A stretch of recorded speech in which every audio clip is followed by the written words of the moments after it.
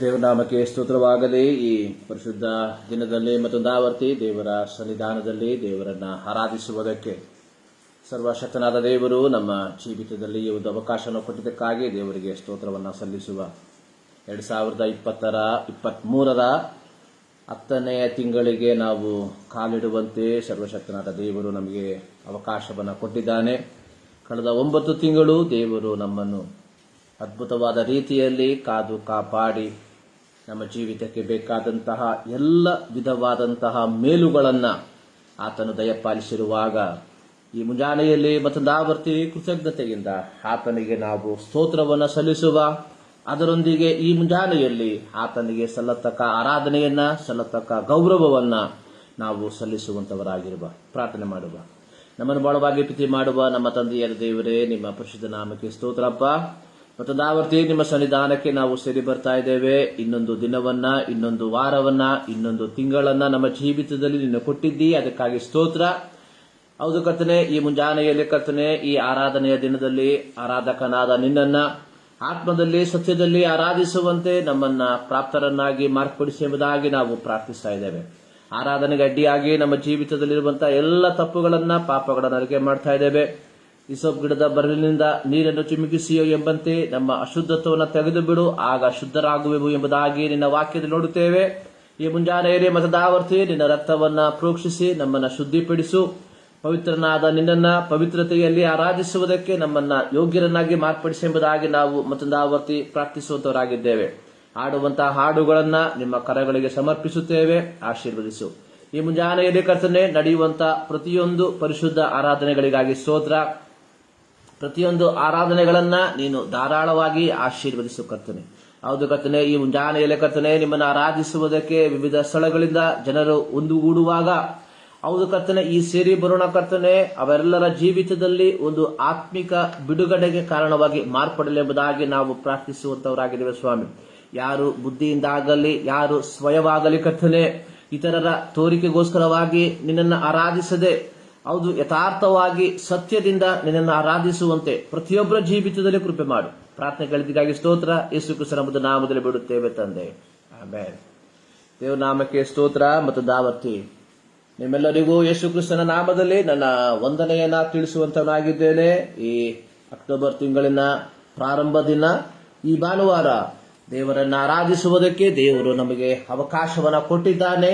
ಅದಕ್ಕಾಗಿ ನಾವು ದೇವರಿಗೆ ಕೃತಜ್ಞತೆಯನ್ನ ಸಲ್ಲಿಸುವ ಹಾಡಿನ ಕೆಲವು ಚರಣಗಳನ್ನು ಹಾಡಿ ಪ್ರಾರಂಭದಲ್ಲಿ ದೇವರ ನಾಮವನ್ನು ನಾವು ಮಹಿಮೆ ಪಡಿಸುವ.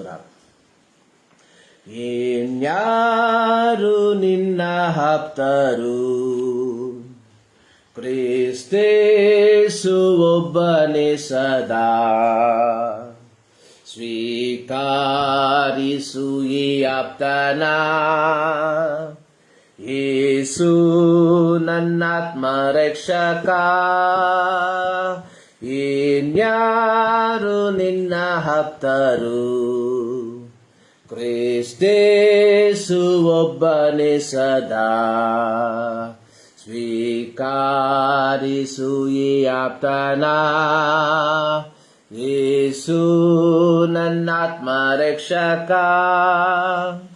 ನಿನ್ನಾಪ್ತ ಯೇಸು ಬಂದನು, ನಿಂಗಾಗಿ ಜಾತನಾದನು, ನಿನ್ನನ್ನು ಕೊಂಡುಕೊಂಡನು,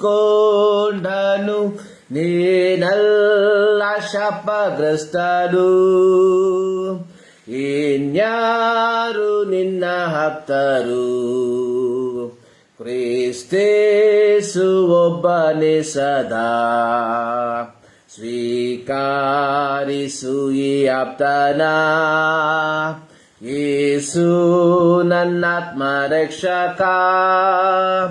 ಲೋಕವಿಹಾರದಾಪ್ತರು ನಿನ್ನಾತ್ಮ ಶಾಂತಿ ನೀಡರು, ಹೃದಯತಿಳಿದಾತನು ನಿನ್ನಾಪ್ತ ಯೇಸು ಕ್ರಿಸ್ತನೇ. ಇನ್ಯಾರು ನಿನ್ನ ಆಪ್ತರು, ಕ್ರಿಸ್ತೇಸು ಒಬ್ಬನೇ ಸದಾ ಸ್ವೀಕಾರಿಸು ಈ ಆಪ್ತನ. ಯೇಸು ನನ್ನಾತ್ಮ ರಕ್ಷಕ, ಮಹಿಮ ಕಿರೀಟ ತೇಜಿಸಿ ಪಾಪಿಯ ಸ್ಥಾನವಾಹಿಸಿ ನಮ್ಮೆಲ್ಲ ದ್ರೋಹ ಸಾಹಿಸಿ ಪ್ರಾಣವ ಕೊಟ್ಟ ಆಪ್ತನೇ. ಇನ್ಯಾರು ನಿನ್ನ ಆಪ್ತರು?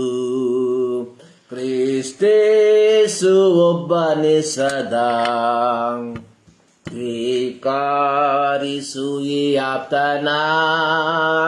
ಯೇಸು ನನ್ನಾತ್ಮ ರಕ್ಷಕ, ಪವಿತ್ರ ಐಕ್ಯಕ್ಕಾಗಿಯೇ ಕರೆಯುತ್ತಾನೆ ನಿನ್ನನ್ನು ಸ್ವರ್ಗೀಯ ಕಾರ್ಯಲಾಲಿಸಿ ಆಶ್ರಯಿಸು ಈ ಆಪ್ತನ. ಇನ್ಯಾರು ನಿನ್ನ ಆಪ್ತರು? ಕ್ರಿಸ್ತೇಸು ಒಬ್ಬನೇ ಸದಾ ಸ್ವೀಕಾರಿಸು ಈ ಆಪ್ತನ. ಯೇಸು ನನ್ನಾತ್ಮ ರಕ್ಷಕ, ಇನ್ಯಾರು ನಿನ್ನ ಆಪ್ತರು?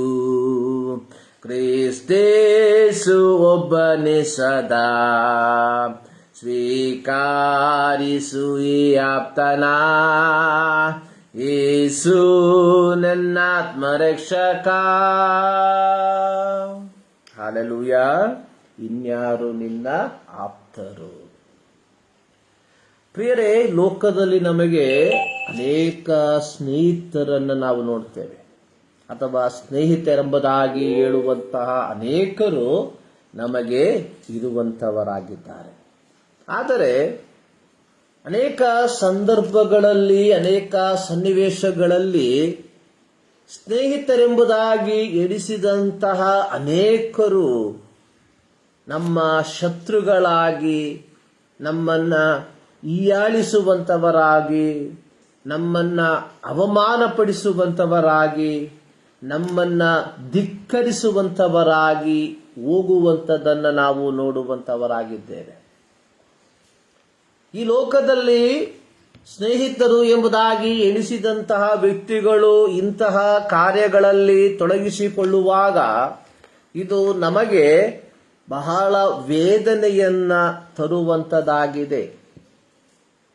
ಇದು ಕೇವಲ ನಮಗೆ ಮಾತ್ರವಲ್ಲ, ಕೆಲವು ಬಾರಿ ಅನೇಕರು ನಮ್ಮನ್ನು ಸ್ನೇಹಿತರೆಂದು ಎಣಿಸಿದ್ದಾಗ್ಯೂ ನಾವುಗಳು ಸಹ ಅವರನ್ನ ದ್ವೇಷಿಸುವಂತವರು, ಅವರನ್ನ ಹೀಯಾಳಿಸುವಂತವರು, ಅವರನ್ನ ಅವಮಾನಪಡಿಸುವಂತವರು, ಅವರನ್ನ ಧಿಕ್ಕರಿಸುವಂತವರು, ಅವರ ಕುರಿತಾಗಿ ಬೇರೆಯವರೊಂದಿಗೆ ಇಲ್ಲ ಸಲ್ಲದ ಕಥೆಗಳನ್ನ ಹೇಳುವಂತವರು ಆಗಿರುವಂತವರಾಗಿದ್ದೇವೆ.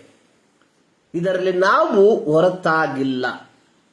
ಅಂದ್ರೆ ಈ ಲೋಕದಲ್ಲಿ ಸ್ನೇಹಿತರು ಎಂಬುದಾಗಿ ಹೇಳುವಂತವರು ಯಾವುದೇ ಸಂದರ್ಭಗಳಲ್ಲಿ, ಯಾವುದೇ ಸನ್ನಿವೇಶಗಳಲ್ಲಿ ನಮ್ಮಿಂದ ದೂರ ಹೋಗುವಂಥದ್ದನ್ನ ನಾವು ನೋಡುವಾಗ, ಇಲ್ಲಿ ಹಾಡುಗಾರನು ಆಡುವಂಥದ್ದು, ಇನ್ಯಾರು ನಿನ್ನ ಆಪ್ತರು ಒಂದು ಪ್ರಶ್ನೆಯನ್ನ ಕೇಳುವಂತವನಾಗಿದ್ದಾನೆ. ಈ ಹಾಡಿನ ಮೂಲಕ ಹಾಡುಗಾರನು ಒಂದು ಪ್ರಶ್ನೆಯನ್ನ ಕೇಳ್ತಾ ಇದ್ದಾನೆ, ಇನ್ಯಾರು ನಿನ್ನ ಆಪ್ತರು?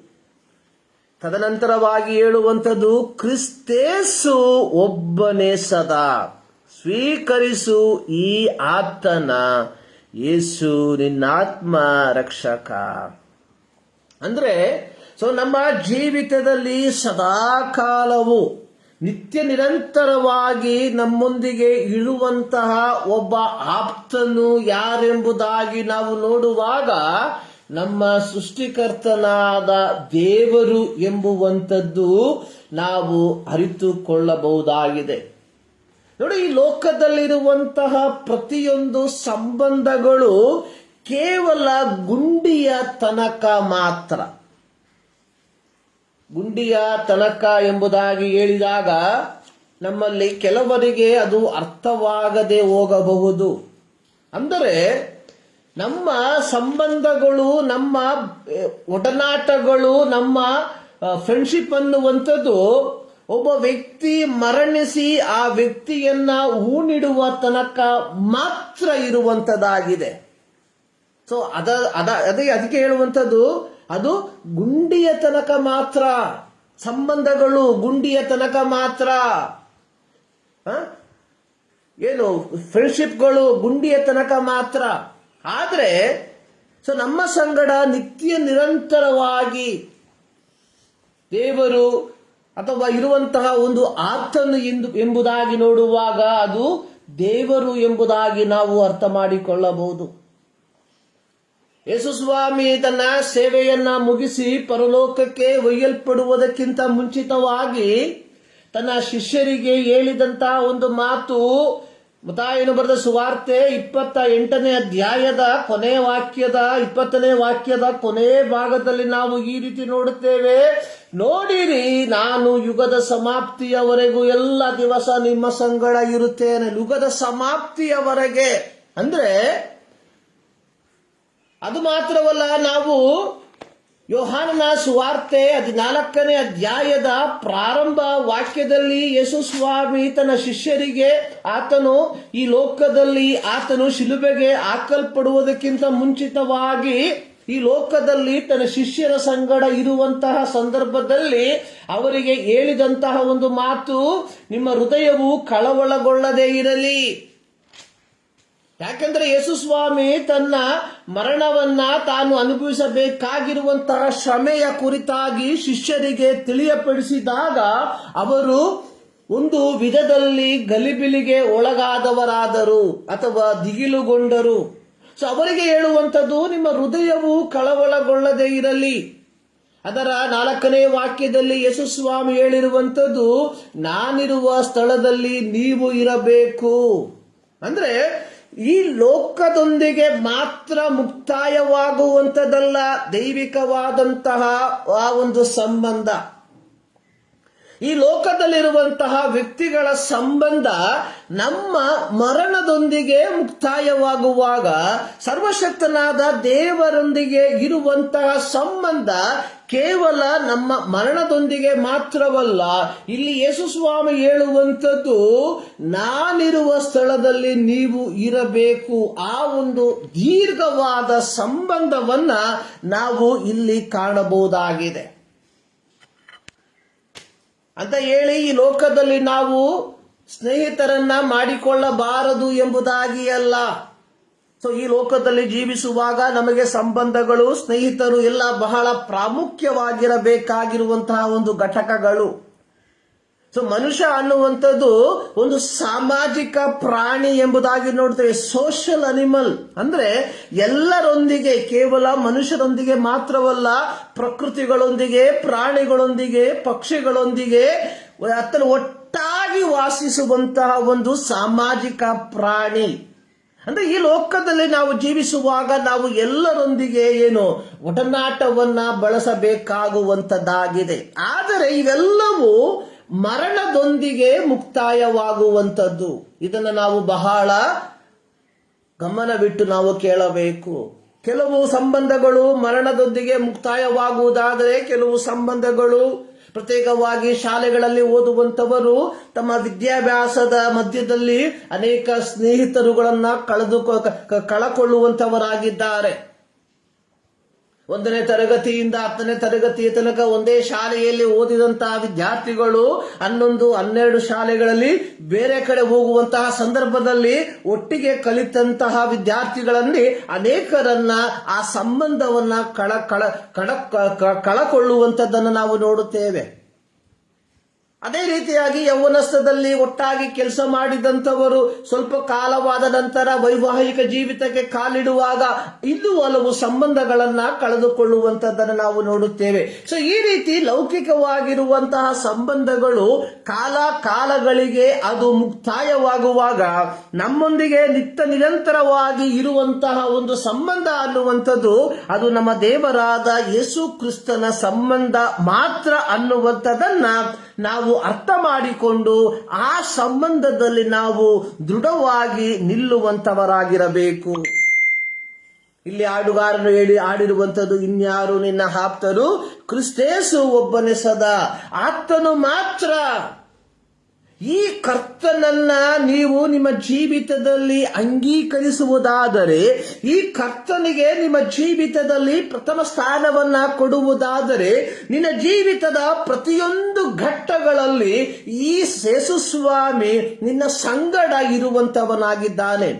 ಇಂದು ಲೋಕದಲ್ಲಿ ಸಂಬಂಧಗಳು ಮುರಿದು ಬೀಳುವುದಕ್ಕೆ ಮುಖ್ಯವಾದ ಕಾರಣ ನಾವು ಆರ್ಥಿಕವಾಗಿ ಬಿದ್ದು ಹೋಗುವಾಗ, ಅಥವಾ ಶಾರೀರಿಕವಾಗಿ ಬಿದ್ದು ಹೋಗುವಾಗ, ಅಥವಾ ಮಾನಸಿಕವಾಗಿ ಬಿದ್ದು ಹೋಗುವಾಗ ಅನೇಕ ಸ್ನೇಹಿತರು ನಮ್ಮಿಂದ ದೂರ ಹೋಗುವಂತವರಾಗಿರುತ್ತಾರೆ. ಯಾಕಂದ್ರೆ ಪ್ರತಿಯೊಬ್ಬನು ಸಂಬಂಧವನ್ನ ಬಳಸುವುದಕ್ಕೆ ಬಯಸುವಂಥದ್ದು ಆತನು ಆರ್ಥಿಕವಾಗಿ ಸದೃಢವಾಗಿರುವಾಗ, ಮಾನಸಿಕವಾಗಿ ಸದೃಢವಾಗಿರುವಾಗ, ಶಾರೀರಿಕವಾಗಿ ಸದೃಢವಾಗಿರುವಾಗ ಮಾತ್ರ. ಸೊ ಯಾವ ವ್ಯಕ್ತಿ ಆರ್ಥಿಕವಾಗಿ ದುರ್ಬಲನಾಗುತ್ತಾನೋ, ಯಾವ ವ್ಯಕ್ತಿ ಮಾನಸಿಕವಾಗಿ ದುರ್ಬಲನಾಗುತ್ತಾನೋ ಅಂಥವನ ಸಂಗಡ ಹೆಚ್ಚಾಗಿ ಜನರು ಸಂಬಂಧವನ್ನು ಬೆಳೆಸುವುದಕ್ಕೆ ಬಯಸುವುದಿಲ್ಲ. ಇದು ನಗ್ನವಾದ ಸತ್ಯವಾಗಿದೆ. ಆದರೆ ನಿತ್ಯ ನಿರಂತರವಾಗಿ ನಮ್ಮ ಜೀವಿತದ ಪ್ರತಿಯೊಂದು ಹಾದು ಹೋಗುಗಳಲ್ಲಿ ನಮ್ಮ ಸಂಗಡ ಇರುವಂತಹ ಏಕೈಕ ವ್ಯಕ್ತಿ ಎನ್ನುವಂಥದ್ದು ನಮ್ಮ ಕರ್ತನಾದ ಯೇಸು ಕ್ರಿಸ್ತನು ಮಾತ್ರ. ಸೊ ಹೀಗಿರುವುದರಿಂದ ನಾವು ಯೇಸು ಕ್ರಿಸ್ತನೊಂದಿಗೆ ಒಂದು ಉತ್ತಮವಾದ ಬಾಂಧವ್ಯವನ್ನ ಹೊಂದಿಕೊಳ್ಳಬೇಕಾಗಿರುವಂಥದ್ದು ಬಹಳ ಪ್ರಾಮುಖ್ಯವಾಗಿದೆ ಎಂಬುವಂಥದ್ದನ್ನ ನಾವು ಮರೆಯಬಾರದು.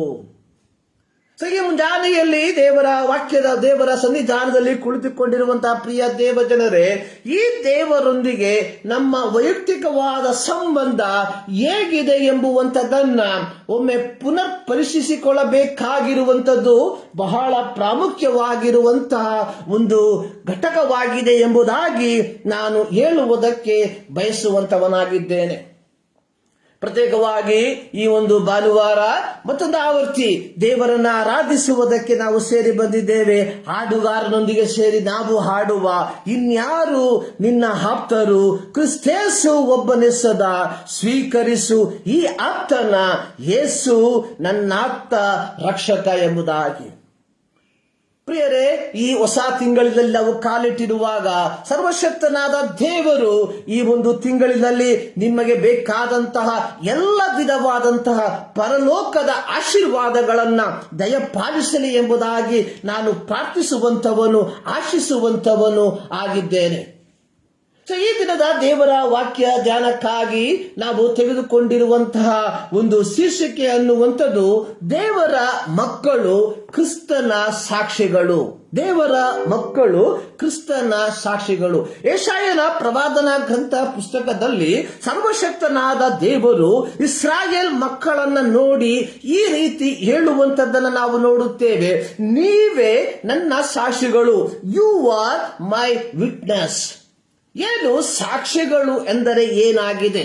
ಸೊ ನಮಗೆ ಬಹಳ ಪರಿಚಯ ಇರುವಂತಹ ಒಂದು ಪದ ಸಾಕ್ಷಿಗಳು ಎಂಬುದಾಗಿ. ಪ್ರತ್ಯೇಕವಾಗಿ ಪೆಂಟೆಕೋಸ್ಟ್ ಸಭೆಗಳಲ್ಲಿ ಪ್ರತಿ ಭಾನುವಾರ ಸುಮಾರು ಅರ್ಧ ಗಂಟೆಯಿಂದ 3/4 ಗಂಟೆ ಸಾಕ್ಷಿಗೋಸ್ಕರವಾಗಿ ಸಮಯವನ್ನ ಬೇರ್ಪಡಿಸುವಂತದ್ದನ್ನ ನೋಡುತ್ತೇವೆ. ಪ್ರತ್ಯೇಕವಾಗಿ ಕಳೆದ ಒಂದು ವಾರದಲ್ಲಿ ದೇವರು ಅವರ ಜೀವಿತದಲ್ಲಿ ಮಾಡಿದಂತಹ ಮೇಲುಗಳನ್ನ ನೆನೆಸಿ ದೇವರ ಸನ್ನಿಧಾನದಲ್ಲಿ ದೇವರ ಮಕ್ಕಳ ಮುಂಭಾಗದಲ್ಲಿ ಸಾಕ್ಷೀಕರಿಸುವಂತಹ ಒಂದು ಪದ್ಧತಿಗಳನ್ನ ನಾವು ಪೆಂಟೆಕೋಸ್ಟ್ ಸಭೆಗಳಲ್ಲಿ ನಾವು ಕಾಣಬಹುದಾಗಿದೆ. ಆದರೆ ನಿಜವಾದ ಸಾಕ್ಷಿ ಎಂದರೆ ಏನು? What is the real meaning of witness? So witness ಅಥವಾ ಇದು ಸಾಕ್ಷ್ಯಗಳು ಎಂಬ ಪದಕ್ಕೆ ಒಂದು ಡಿಕ್ಷನರಿಯಲ್ಲಿ ಕೊಟ್ಟಿರುವಂತಹ ಒಂದು ಅರ್ಥ ಅನ್ನುವಂಥದ್ದು ಪುರಾವೆಗಳನ್ನ ಕೊಡುವವನು. ಈ ಪುರಾವೆಗಳು ಎಂಬ ಪದವನ್ನು ನಾವು ಕೇಳುವಾಗ ನಮಗೆ ಅರ್ಥವಾಗದೇ ಇರಬಹುದು. ಕಾರಣ ಇದು ಒಂದು ಡಿಕ್ಷನರಿಯಲ್ಲಿ ಇರುವಂತಹ ಒಂದು ಪದ. ಪುರಾವೆ ಅಂದ್ರೆ ಸಾಕ್ಷಿ, ಅಥವಾ ಅದರ ಇನ್ನೊಂದು ರೀತಿಯಲ್ಲಿ ಹೇಳುವುದ್ರೆ ಸಾಕ್ಷಿಗಳನ್ನ ಕೊಡುವಂಥವನು. So one that gives the evidence. English ಭಾಷೆಯಲ್ಲಿ ಬರೆಯಲ್ಪಟ್ಟಿರುವಂಥದ್ದು what is witness? The one that give evidence. So ಯಾವ ವ್ಯಕ್ತಿ ಪುರಾವೆಗಳನ್ನ ಕೊಡುತ್ತಾನೋ ಅದು ಸಾಕ್ಷಿ ಎಂಬುದಾಗಿ. ಸೊ ಇದನ್ನ ನಾವು ವಿವರಿಸಿ ನೋಡುವಂತಹ ಸಂದರ್ಭದಲ್ಲಿ ಒಂದು ನಿರ್ದಿಷ್ಟವಾದ ವಿಷಯಗಳನ್ನು ಸತ್ಯವೆಂದು ಸಾಧಿಸಿ ತೋರಿಸಲು ಅತ್ಯಗತ್ಯವಾದ ಆಧಾರವನ್ನ ಕೊಡುವಂತದ್ದಾಗಿದೆ ವಿಟ್ನೆಸ್ ಅಥವಾ ಸಾಕ್ಷಿ ಎನ್ನುವಂಥದ್ದು. ಸೊ ಮತ್ತೆ ನಾವತ್ತು ಹೇಳ್ತೇನೆ, ಒಂದು ನಿರ್ದಿಷ್ಟವಾದ ವಿಷಯಗಳನ್ನು ಸತ್ಯವೆಂದು ಸಾಧಿಸಿ ತೋರಿಸಲು ಅತ್ಯಗತ್ಯವಾದ ಆಧಾರಗಳನ್ನ ಕೊಡುವಂತದ್ದಾಗಿದೆ ಸಾಕ್ಷಿ ಎಂಬುದಾಗಿ. ಸೊ ಪ್ರಿಯ ದೇವರ ಮಕ್ಕಳೇ, ನಮ್ಮ ಶೀರ್ಷಿಕೆ ಅನ್ನುವಂಥದ್ದು ದೇವರ ಮಕ್ಕಳು ಸಾಕ್ಷಿಗಳು ಎಂಬುದಾಗಿ. ಅಪೊಸ್ತಲರ ಕೃತ್ಯ 1ನೇ ಅಧ್ಯಾಯ ಅದರ 8ನೇ ವಾಕ್ಯದಲ್ಲಿ ಯೇಸು ಸ್ವಾಮಿ ಆತನು ಪುನರುತ್ಥಾನವನ್ನ ಹೊಂದಿ ಆತನು ಪರಲೋಕಕ್ಕೆ ಒಯ್ಯಲ್ಪಡುವುದಕ್ಕಿಂತ ಮುಂಚಿತವಾಗಿ ತನ್ನ ಶಿಷ್ಯರ ಸಂಗಡ ಹೇಳಿದಂತಹ ಒಂದು ಮಾತನ್ನ, ಒಂದು ವಾಕ್ಯವನ್ನ ಈ ರೀತಿಯಾಗಿ ನಾವು ನೋಡಬಹುದಾಗಿದೆ. ಅಪೊಸ್ತಲರ ಕೃತ್ಯ 1ನೇ ಅಧ್ಯಾಯ ಅದರ 8ನೇ ವಾಕ್ಯ. ಸೊ ಅಲ್ಲಿ ಈ ರೀತಿ ಬರೆಯಲ್ಪಟ್ಟಿದೆ, ಆದರೆ ಪವಿತ್ರಾತ್ಮನು ನಿಮ್ಮ ಮೇಲೆ ಬರಲು ಪವಿತ್ರಾತ್ಮ ನಿಮ್ಮ ಮೇಲೆ ಬರಲು ನೀವು ಬಲವನ್ನು ಹೊಂದಿ ಯೆರೂಸಲೇಮಿನಲ್ಲಿಯೂ ಎಲ್ಲ ಯೂದಾಯ ಸಮಾರ್ಯ ಸೀಮೆಗಳಲ್ಲಿಯೂ ಭೂಲೋಕದ ಕಟ್ಟಕಡೆಯವರೆಗೂ ನನಗೆ ಸಾಕ್ಷಿಗಳಾಗಿರಬೇಕು. ಇದು ನಮ್ಮ ಕರ್ತನಾದ ಯೇಸು ಕ್ರಿಸ್ತನು ತನ್ನೊಂದಿಗೆ ಇದ್ದಂತಹ ಶಿಷ್ಯರಿಗೆ ಹೇಳಿದಂತಹ ಒಂದು ಮಾತಾಗಿದೆ. ಇದು ನಮ್ಮ ಕರ್ತನಾದ ಯೇಸು ಕ್ರಿಸ್ತನು ತನ್ನೊಂದಿಗೆ ಇದ್ದಂತಹ ಶಿಷ್ಯರಿಗೆ ಹೇಳಿದಂತಹ ಒಂದು ಮಾತು ಏನು? ನಿಮ್ಮ ಮೇಲೆ ಪವಿತ್ರಾತ್ಮ ಬರಲು, ಸೊ ನೀವು ಬಲವನ್ನ ಹೊಂದಿ ನೀವು ಯೆರೂಸಲೇಮಿನಲ್ಲಿಯೂ ಎಲ್ಲ ಯೂದಾಯ ಸಮಾರ್ಯ ಸೀಮೆಗಳಲ್ಲಿಯೂ ಭೂಲೋಕದ ಕಟ್ಟ ಕಡೆಯವರೆಗೂ ನನಗೆ ಸಾಕ್ಷಿಗಳಾಗಿರಬೇಕು. ಸೊ ಸಾಕ್ಷಿ ಅನ್ನುವಂಥದ್ದು ನಾವು ಹೇಳಿದ್ವಿ, ಒಂದು ನಿರ್ದಿಷ್ಟವಾದ ವಿಷಯವನ್ನ ಸತ್ಯವೆಂದು ತೋರಿಸಲು ಅತ್ಯಗತ್ಯವಾದ ಆಧಾರವನ್ನ ಕೊಡುವಂತವನು ಎಂಬುದಾಗಿ. ಇಲ್ಲಿ ಯೇಸು ಸ್ವಾಮಿ ತನ್ನ ಶಿಷ್ಯರಿಗೆ ಹೇಳಿದಂತಹ ಒಂದು ಕಾರ್ಯವನ್ನು ನಾವು ಕೇಳಿದ್ದೇವೆ.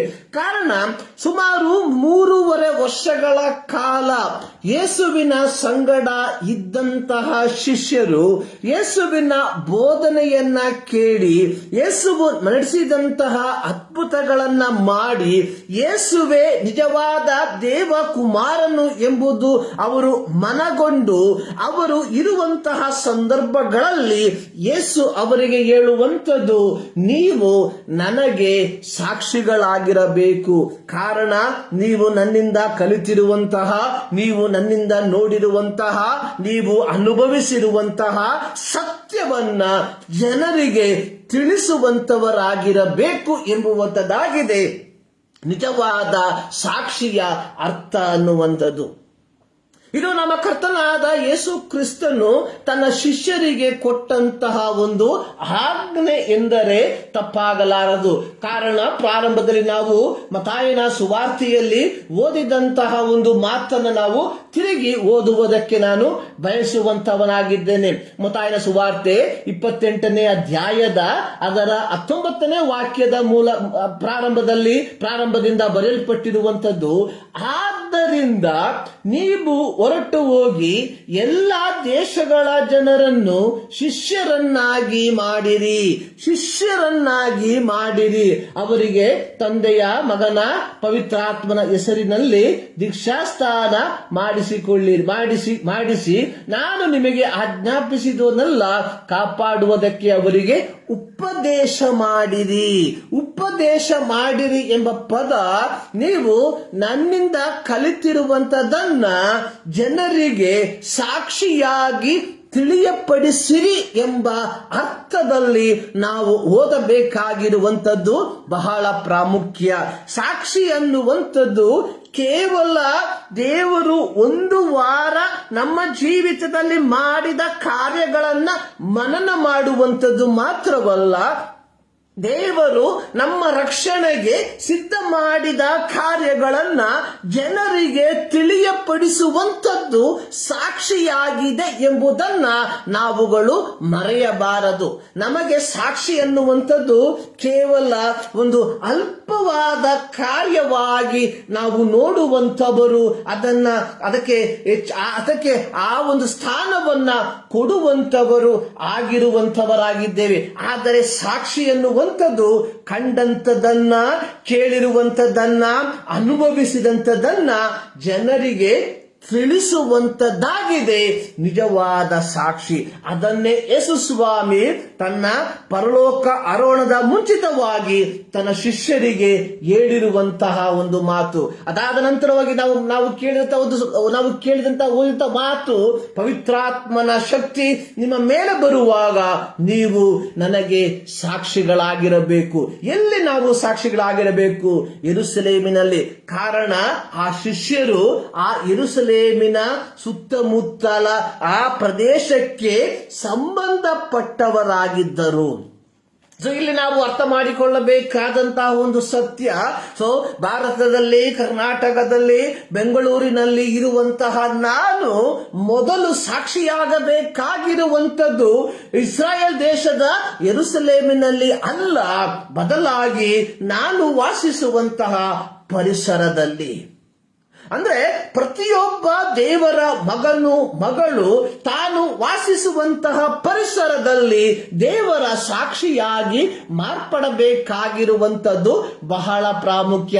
ನಂತರ ಯೂದಾಯ ಮತ್ತು ಸಮಾರ್ಯ, ತದನಂತರವಾಗಿ ಭೂಮಿಯ ಕಟ್ಟ ಕಡೆಯವರೆಗೆ. ಅಂದರೆ ನಾವು ಏನು ಈ ಸ್ವಾರ್ಥೆಯನ್ನು ಸಾರುವುದಕ್ಕೋಸ್ಕರವಾಗಿ ದೇಶ ವಿದೇಶಗಳಿಗೆ ಯಾತ್ರೆಯನ್ನ ಮಾಡಬೇಕು ಎಂಬುದಾಗಿ ಅಲ್ಲ. ಆ ರೀತಿ ಅವಕಾಶ ಸಿಕ್ಕಿದರೆ ಮಾಡುವಂತದರಲ್ಲಿ ತಪ್ಪಿಲ್ಲ. ಬದಲಾಗಿ ಅನೇಕ ಸಂದರ್ಭಗಳಲ್ಲಿ ದೇವರು ನಮ್ಮನ್ನು ಒಂದು ಸ್ಥಾನದಿಂದ ಮತ್ತೊಂದು ಸ್ಥಾನಕ್ಕೆ, ಮತ್ತೊಂದು ಸ್ಥಾನದಿಂದ ಮತ್ತೊಂದು ಸ್ಥಾನಕ್ಕೆ, ಕಾರಣ ನಾನು ಹುಟ್ಟಿ ಬೆಳೆದಂಥದ್ದು ಭದ್ರಾವತಿಯಲ್ಲಿ, ಈಗ ವಾಸಿಸುವಂಥದ್ದು ಬೆಂಗಳೂರಿನಲ್ಲಿ. ಅಂದ್ರೆ ಯಾವ ಸ್ಥಳಗಳಲ್ಲಿ ದೇವರು ನನ್ನನ್ನ ಹಾಕಿಟ್ಟಿರುತ್ತಾನೋ ಆಯಾ ಸ್ಥಳಗಳಲ್ಲಿ ಕ್ರಿಸ್ತನ ಸಾಕ್ಷಿಗಳಾಗಿ ಮಾರ್ಪಡಬೇಕಾಗಿರುವಂಥದ್ದು ನನ್ನ ಜವಾಬ್ದಾರಿ ಎಂಬುದನ್ನ ನಾನು ಅರ್ಥ ಮಾಡಿಕೊಂಡು ಅದಕ್ಕೆ ಅನುಗುಣವಾಗಿ ನನ್ನ ಜೀವಿತವನ್ನ ನಿರ್ವಹಿಸಬೇಕಾಗಿರುವಂಥದ್ದು ನನ್ನ ಕರ್ತವ್ಯ ಎಂಬುವಂಥದ್ದನ್ನ ನಾನು ಎಂದಿಗೂ ಮರೆಯಬಾರದು. ಇದಕ್ಕೆ ಆಧಾರವಾಗಿ ಒಂದು ವಾಕ್ಯ ನಾವು ನೋಡಿಕೊಳ್ಳುವ ದಾನಿಯೇಲನ ಪ್ರವಾದನ ಗ್ರಂಥ, ಅದರ 3ನೇ ಅಧ್ಯಾಯ, ಅದರ 12ರಿಂದ 20 ವಾಕ್ಯಗಳನ್ನ ನಾವು ಕುಲಂಕುಷವಾಗಿ ಕಲಿಯುವಾಗ ಅಲ್ಲಿ ಶದ್ರಕ್, ಮೇಷಕ್, ಅಬೇದ್ನೆಗೋ ಎಂಬ 3 ಯಹೂದ ಬಾಲಕರ ಒಂದು ಸಂಕ್ಷಿಪ್ತವಾದ ವರದಿಯನ್ನ ನಾವು ನೋಡುವಂತವರಾಗಿದ್ದೇವೆ. ಇಲ್ಲಿ ನಾವು ನೋಡುವಂಥದ್ದು ನೆಬೂಕದ್ನೆಚ್ಚರನ ಕಾಲದಲ್ಲಿ ನೆಬೂಕದ್ನೆಚ್ಚರನು ಯಹೂದ ದೇಶದ ಮೇಲೆ ಆಕ್ರಮಣವನ್ನ ಮಾಡಿ ಅಲ್ಲಿದ್ದಂತಹ ಪ್ರತಿಯೊಬ್ಬ ಪ್ರಜೆಗಳನ್ನು, ಪ್ರತಿಯೊಬ್ಬ ಇಸ್ರಾಯೇಲರನ್ನ ಬಾಬೆಲ್ ದೇಶಕ್ಕೆ ಕೈದಿಗಳಾಗಿ ತೆಗೆದುಕೊಂಡು ಹೋಗುವಂತದನ್ನ ನಾವು ನೋಡುವಂತವರಾಗಿದ್ದೇವೆ. ಈ ರೀತಿ ಓದಂತವರಲ್ಲಿ ದಾನಿಯೇಲ, ಅನನ್ಯ, ಮಿಶಾಯೇಲ, ಅಜರ್ಯ ಎಂಬ ಯಹೂದ್ಯರು ಇದ್ದರು. ಯಹೂದ್ಯರು ಇದ್ದರು. ಅಲ್ಲಿ ನಾವು ನೋಡುವಂಥದ್ದು ಅಲ್ಲಿ ಅರಸನಾದ ನೆಬೂಕದ್ನೆಚ್ಚರನು ದಾನಿಯೇಲನಿಗೆ, ಬೆಲ್ತಶ್ಚರ, ಅನನ್ಯನಿಗೆ, ಶದ್ರಕ್, ಮಿಶಾಯೇಲನಿಗೆ, ಮೇಷಕ್, ಅಜರ್ಯನಿಗೆ ಅಬೇದ್ನೆಗೋ ಎಂಬ ಹೆಸರನ್ನ ಇಡುವಂಥದ್ದನ್ನು ನಾವು ನೋಡುತ್ತೇವೆ. ಈ 3ನೇ ಅಧ್ಯಾಯಕ್ಕೆ ನಾವು ಸೇರಿ ಬರುವಂತಹ ಸಂದರ್ಭದಲ್ಲಿ ನಮಗೆ ಗೊತ್ತು, ಆ ಒಂದು ಕಾಲದಲ್ಲಿ ದೇವರು ದಾನಿಯೇಲನನ್ನ, ಶದ್ರಕನ್ನ, ಮೇಷಕನ್ನ, ಅಬೇದ್ನೆಗೋವನ್ನ ಬಾಬೆಲ್ ಸಂಸ್ಥಾನದಲ್ಲಿ ಒಂದು ಉತ್ತಮವಾದ ಒಂದು ಹುದ್ದೆಯಲ್ಲಿ ಕುಳ್ಳರಿಸುವಂತದನ್ನ ನಾವು ನೋಡುವಂತವರಾಗಿದ್ದೇವೆ. ಇವೆಲ್ಲವೂ ಆ ಒಂದು ಕಾಲಘಟ್ಟಗಳಲ್ಲಿ ನಡೆದು ಬಂದಂತಹ ಒಂದು ಕಾರ್ಯಗಳು. ಇಲ್ಲಿ ನಮ್ಮ ವಿಚಾರ ಅನ್ನುವಂಥದ್ದು, ಈ 3ನೇ ಅಧ್ಯಾಯಕ್ಕೆ ನಾವು ಕಾಲಿಡುವಂತಹ ಸಂದರ್ಭದಲ್ಲಿ ನೆಬೂಕದ್ನೆಚ್ಚರನು ಅವನ ಮನಸ್ಸಿನಲ್ಲಿ ಒಂದು ಚಿಂತೆ ಬಂತು. ಸೊ ಆ ಚಿಂತೆ ಏನೆಂದರೆ, ತನ್ನ ಒಂದು ಬಂಗಾರದ ಪ್ರತಿಮೆಯನ್ನು ಮಾಡಿ ಅದನ್ನು ಒಂದು ಸ್ಥಳದಲ್ಲಿ ಸ್ಥಾಪಿಸಿ ಬಾಬೆಲ್ ಸಂಸ್ಥಾನದಲ್ಲಿರುವಂತಹ ಪ್ರತಿಯೊಬ್ಬರು ಆ ಪ್ರತಿಮೆಯನ್ನ ಆರಾಧಿಸುವಂತೆ ಮಾಡುವಂಥದ್ದು. ನೋಡಿ, ಇಲ್ಲಿ ನಾವು ಗಮನಿಸಬೇಕಾಗಿರುವಂತಹ ಒಂದು ವಿಚಾರ, ಇದಕ್ಕಿಂತ ಮುಂಚಿತವಾಗಿ ಇದೇ ನೆಬೂಕದ್ನೆಚ್ಚರ ರಾಜನು ಹೇಳುವಂಥದ್ದು, ದಾನಿಯೇಲನ ದೇವರು ನಿಜವಾದ ದೇವರು ಎಂಬುದಾಗಿ. ಸೊ ಇಲ್ಲಿ ನೆಬೂಕದ್ನೆಚ್ಚರ ರಾಜನು ಮಾಡುವಂತಹ ಒಂದು ಸಂಗತಿ ಏನಂದ್ರೆ, ಆತನು 60 ಮೊಳ ಎತ್ತರ, 6 ಮೊಳ ಅಗಲದ ಒಂದು ಬಂಗಾರದ ಪ್ರತಿಮೆಯನ್ನ ಮಾಡಿದನು ಎಂಬುದಾಗಿ. ಪ್ರಿಯರೇ, ನಾವು ಸತ್ಯವೇದವನ್ನ ಕಲಿಯುವಂತಹ ಸಂದರ್ಭದಲ್ಲಿ, ಪ್ರತ್ಯೇಕವಾಗಿ ವಿಮೋಚನಾ ಕಾಂಡ ಪುಸ್ತಕದಲ್ಲಿ, ಸರ್ವಶಕ್ತನಾದ ದೇವರು ಇಸ್ರಾಯೇಲರನ್ನ ಐಗುಪ್ತ ದೇಶದಿಂದ ಬರಮಾಡಿ ಅವರನ್ನು ಸೀನಾಯಿ ಪರ್ವತದ ಬಳಿಯಲ್ಲಿ ಕರೆತಂದಾಗ, ಸರ್ವಶಕ್ತನಾದ ದೇವರು ಮೋಶೆಯ ಮೂಲಕ ಇಸ್ರಾಯೇಲರಿಗೆ ತಾವು ತಮ್ಮ ದೈನಂದಿನ ಜೀವಿತದಲ್ಲಿ ಅಳವಡಿಸಿಕೊಳ್ಳಬೇಕಾದಂತಹ ಆಜ್ಞೆಗಳನ್ನ ಕೊಡುವಂತದಾಗಿ ನಾವು ನೋಡುತ್ತೇವೆ. ಅದರ ಮೊದಲನೇ ಆಜ್ಞೆ ಅನ್ನುವಂಥದ್ದು, ನಾನಲ್ಲದೆ ನಿಮಗೆ ಬೇರೆ ದೇವರುಗಳು ಇರಬಾರದು. ಸರ್ವಶಕ್ತನಾದ ದೇವರು ಇಸ್ರಾಯೇಲರಿಗೆ ಕೊಟ್ಟಂತಹ ಆಜ್ಞೆ, ನಾನಲ್ಲದೆ ನಿಮಗೆ ಬೇರೆ ದೇವರುಗಳು ಇರಬಾರದು. ಎರಡನೇ ಆಜ್ಞೆ, ಯಾವ ಮೂರ್ತಿಯನ್ನು ಮಾಡಿಕೊಳ್ಳಬಾರದು. ಆಕಾಶದಲ್ಲಾಗಲಿ, ಭೂಮಿಯಲ್ಲಾಗಲಿ, ಭೂಮಿಯ ಕೆಳಗಣ ನೀರಿನಲ್ಲಾಗಲಿ ಇರುವ ಯಾವುದರ ರೂಪವನ್ನು ಮಾಡಿಕೊಳ್ಳಬಾರದು. ಅವುಗಳಿಗೆ ಅಡ್ಡ ಬೀಳಲು ಬಾರದು, ಪೂಜೆ ಮಾಡಲು ಬಾರದು. ನೋಡಿ, ಪ್ರತಿಯೊಂದು ಪದಗಳನ್ನ ದಯವಿಟ್ಟು ಗಮನದಿಂದ ಓದಿ. ಇಲ್ಲಿ ಸರ್ವಶಕ್ತನಾದ ದೇವರು ಇಸ್ರಾಯೇಲ್ ಮಕ್ಕಳಿಗೆ ಕೊಟ್ಟಂತಹ ದಶಾಜ್ಞೆಗಳಲ್ಲಿ 2ನೇ ಆಜ್ಞೆ ಅನ್ನುವಂಥದ್ದು, ನೀವು ಯಾವ ಮೂರ್ತಿಯನ್ನು ಮಾಡಿಕೊಳ್ಳಬಾರದು, ಯಾವುದರ ರೂಪವನ್ನು ಮಾಡಿಕೊಳ್ಳಬಾರದು, ಅವುಗಳಿಗೆ ಅಡ್ಡ ಬೀಳಲು ಬಾರದು, ಪೂಜೆ ಮಾಡಲು ಬಾರದು. ಇದು ಸರ್ವಶಕ್ತನಾದ ದೇವರು ಇಸ್ರಾಯೇಲರಿಗೆ ಕೊಟ್ಟಂತಹ ದಶಾಜ್ಞೆಗಳಲ್ಲಿ 2ನೆಯ ಆಜ್ಞೆಯಾಗಿತ್ತು. ಇಲ್ಲಿ ಬಾಬೆಲಿನ ಅರಸನಾದ ನೆಬೂಕದ್ನೆಚ್ಚರನು ಒಂದು ಬಂಗಾರದ ಪ್ರತಿಮೆಯನ್ನ ಮಾಡಿ ಅದನ್ನು ಒಂದು ದೂರ ಎಂಬ ಬಯಲಿನಲ್ಲಿ ನಿಲ್ಲಿಸಿ ತಾನು ತನ್ನ ಸಂಸ್ಥಾನದಲ್ಲಿರುವಂತಹ ಪ್ರತಿಯೊಬ್ಬರನ್ನು ಆ ಒಂದು ಸ್ಥಳಕ್ಕೆ ಬರಮಾಡಿ ಅವರಿಗೆ ಹೇಳಿರುವಂತಹ ಮಾತು 4ನೇ ವಾಕ್ಯದಲ್ಲಿ ಬರೆಯಲ್ಪಟ್ಟಿದೆ. ವಿವಿಧ ಜನಾಂಗ, ಕುಲ, ಭಾಷೆಗಳವರೇ, ನಿಮಗೆ ರಾಜಾಜ್ಞೆಯಾಗಿದೆ. ನೀವು ತುತ್ತೂರಿ, ಕೊಳಲು, ಕಿನ್ನರಿ, ತಂಬೂರಿ, ವೀಣೆ, ವಾಲಗ ಮುಂತಾದ ಸಕಲ ವಾದ್ಯಗಳ ಧ್ವನಿಯನ್ನು ಕೇಳಿದ ಕೂಡಲೇ ನೀವು ಅಡ್ಡ ಬಿದ್ದು ರಾಜನಾದ ನೆಬೂಕದ್ನೆಚ್ಚರನು ನಿಲ್ಲಿಸಿರುವ ಬಂಗಾರದ ಪ್ರತಿಮೆಯನ್ನು ಪೂಜಿಸಬೇಕು. ಇಲ್ಲಿ ಸರ್ವಶಕ್ತನಾದ ದೇವರು ಇಸ್ರಾಯೇಲರಿಗೆ ಕೊಟ್ಟಂತಹ ಆಜ್ಞೆ ಅನ್ನುವಂಥದ್ದು, ನೀವು ಯಾವ ವಿಗ್ರಹಗಳನ್ನ ಮಾಡಿಕೊಳ್ಳಬಾರದು. ಅದು ಒಂದು ವಿಚಾರವಾದರೆ ನೀವು ಅವುಗಳಿಗೆ ಅಡ್ಡ ಬೀಳಬಾರದು. ಇನ್ ಕೇಸ್ ನೀವು ಮಾಡದೇ ಇದ್ರೇನು ಬೇರೆಯವರು ಮಾಡಿರುವಂತಹ ವಿಗ್ರಹಗಳಿಗೂ ನೀವು ಅಡ್ಡ ಬೀಳಬಾರದು ಎಂಬ ಅರ್ಥವನ್ನು ನಾವು ಇಲ್ಲಿ ನೋಡಬಹುದಾಗಿದೆ. ಇಲ್ಲಿ ನೆಬೂಕದ್ನೆಚ್ಚರನು ಹೇಳುವಂಥದ್ದು, ನೀವು ನೆಬೂಕದ್ನೆಚ್ಚರನು ನಿಲ್ಲಿಸಿರುವಂತಹ ಈ ಬಂಗಾರದ ಪ್ರತಿಮೆಯನ್ನ ಏನ್ ಮಾಡಬೇಕು? ಅಡ್ಡ ಬಿದ್ದು ಪೂಜಿಸಬೇಕು. ಅಲ್ಲಿ ಅಡ್ಡ ಬೀಳಬಾರದು, ಪೂಜಿಸಬಾರದು ಎಂಬ ಆಜ್ಞೆಯನ್ನ ಸರ್ವಶಕ್ತನಾದ ದೇವರು ಇಸ್ರಾಯೇಲರಿಗೆ ಕೊಟ್ಟಿರುವಾಗ ಒಬ್ಬ ಮನುಷ್ಯ ಮಾತ್ರನಾದ ನೆಬೂಕದ್ನೆಚ್ಚರನು ಹೇಳುವಂಥದ್ದು, ನಾನು ನಿಲ್ಲಿಸಿರುವಂತಹ ಈ ಬಂಗಾರದ ಪ್ರತಿಮೆಗೆ ನೀವು ಅಡ್ಡ ಬೀಳಬೇಕು ಮತ್ತು ಅದನ್ನು ಪೂಜಿಸಬೇಕು. ಇನ್ ಕೇಸ್ ನಿಮ್ಮಲ್ಲಿ ಯಾರಾದರೂ ಇದಕ್ಕೆ ಅಡ್ಡ ಬಿದ್ದು ಪೂಜಿಸದೆ ಹೋದರೆ ಅಂಥವರನ್ನ ಬೆಂಕಿಯಲ್ಲಿ ಹಾಕಲಾಗುವುದು. ನೋಡಿ, ಈ ಯಹೂದ ಬಾಲಕರ ಜೀವಿತದಲ್ಲಿ ಬಂದೊದಗಿದಂತಹ ಅತ್ಯಂತ ತೀಕ್ಷ್ಣವಾದಂತಹ ಒಂದು ಪರಿಶೋಧನೆ, ತಮ್ಮ ಬಾಲ್ಯ ಪ್ರಾಯದಲ್ಲಿ ತಾವು ಕಲಿತಂತಹ ದೈವಿಕವಾದಂತಹ ಆಜ್ಞೆ ಅನ್ನುವಂಥದ್ದು, ನೀವು ಯಾವ ಮೂರ್ತಿಯನ್ನು ಮಾಡಿಕೊಳ್ಳಬಾರದು, ಆಕಾಶದ ಮೇಲಾಗಲಿ ಭೂಮಿಯ ಕೆಳಗಾಗಲಿ ಯಾವುದರ ರೂಪವನ್ನ ನೀವು ಮಾಡಿಕೊಳ್ಳಬಾರದು. ಅದು ಮಾತ್ರವಲ್ಲ, ಅದಕ್ಕೆ ಅಡ್ಡ ಬೀಳಲು ಬಾರದು, ಅದನ್ನು ಪೂಜೆ ಮಾಡಲು ಬಾರದು. ತಮ್ಮ ಚಿಕ್ಕ ಪ್ರಾಯದಿಂದಲೂ ಕಲಿತಂತಹ ಒಂದು ದೈವಿಕವಾದಂತಹ ಆಜ್ಞೆಗೆ ವಿರುದ್ಧವಾದ ಆಜ್ಞೆ ನೆಬೂಕದ್ನೆಚ್ಚರನು ಅಲ್ಲಿ ಪ್ರಖ್ಯಾಪಿಸುವಂತದ್ದನ್ನು ನಾವು ನೋಡುತ್ತೇವೆ. ಅಲ್ಲಿ ನೆಬೂಕದ್ನೆಚ್ಚರನು ಹೇಳುವಂಥದ್ದು, ನಾನು ನಿಲ್ಲಿಸಿರುವಂತಹ ಈ ಬಂಗಾರದ ಪ್ರತಿಮೆಗೆ ನೀವು ಅಡ್ಡ ಬೀಳಬೇಕು, ಅದನ್ನು ಪೂಜಿಸಬೇಕು. ನೀವು ಅಡ್ಡ ಬೀಳದೆ ಪೂಜಿಸದೆ ಹೋದರೆ ನಾನು ನಿಮ್ಮನ್ನು ಬೆಂಕಿಯಲ್ಲಿ ಹಾಕುತ್ತೇನೆ ಎಂಬುದಾಗಿ. ಸೊ ಇದರ ತೀವ್ರತೆಯನ್ನ ಕಂಡಂತಹ ನಂತರವಾಗಿ ನಾವು ನೋಡುವಂಥದ್ದು, ಜನರು ಅದೇ ಸಂದರ್ಭದಲ್ಲಿ ತುತ್ತೂರಿ, ಕೊಳಲು, ಕಿನ್ನರಿ, ವೀಣೆ, ವಾಲಗ ಈ ಶಬ್ದವನ್ನ ಕೇಳಿದ ಕೂಡಲೇ ಅಲ್ಲಿದ್ದಂತ ಪ್ರತಿಯೊಬ್ಬರು ಏನ್ ಮಾಡಿದ್ರು? ಈ ಅರಸನು ಇಟ್ಟಂತಹ 9ನೇ ವಾಕ್ಯದಲ್ಲಿ ನಾವು ನೋಡುವಂಥದ್ದು, ಅವರು ಅಡ್ಡ ಬಿದ್ದು ಅದನ್ನ 8ನೇ ವಾಕ್ಯ ನೋಡ್ತೇವೆ, ಬಂಗಾರದ ಪ್ರತಿಮೆಯನ್ನ ಪೂಜಿಸಿದರು. ಎಲ್ಲರೂ ಅಡ್ಡ ಬಿದ್ದು.